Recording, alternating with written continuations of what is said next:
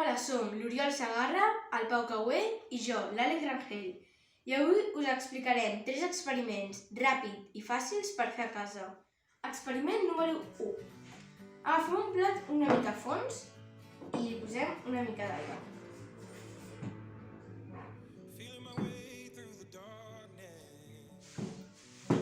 Seguidament agafem una mica de sobre de pebre en pols i també li afegim.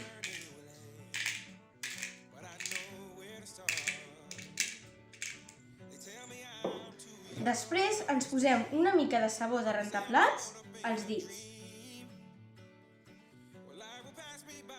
I posem el dit dins de l'aigua. Ràpidament podrem observar com la pebre se'n va ràpidament als cantons del plat. Això és perquè el pebre flota sobre la superfície de l'aigua. A la superfície hi ha una capa d'aigua més firme per la seva major força entre molècules. Això es diu tensió superficial. A l'introduir el sabó, aquesta tensió disminueix en el centre i el pebre retrocedeix cap a les vores del plat. Ara farem pasta de sal, que és com una plastilina per moldejar amb ingredients naturals. Necessitem una mida de sal, millor si és fina, 2 mides de farina i una mida d'aigua tèbia. Primer, la sal. Després la farina.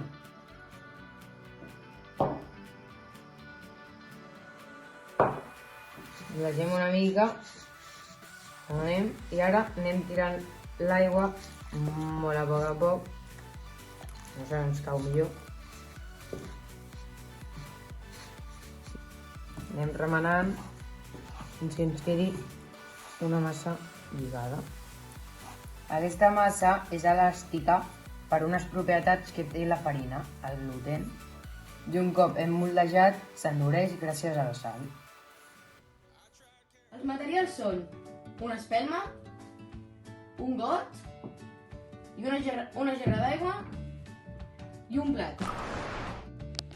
Primer agafarem la gerra i afegirem una mica d'aigua en el plat, no molta.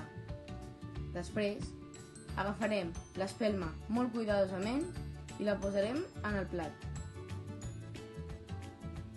Després d'això agafarem el got i el posarem sobre l'espelma.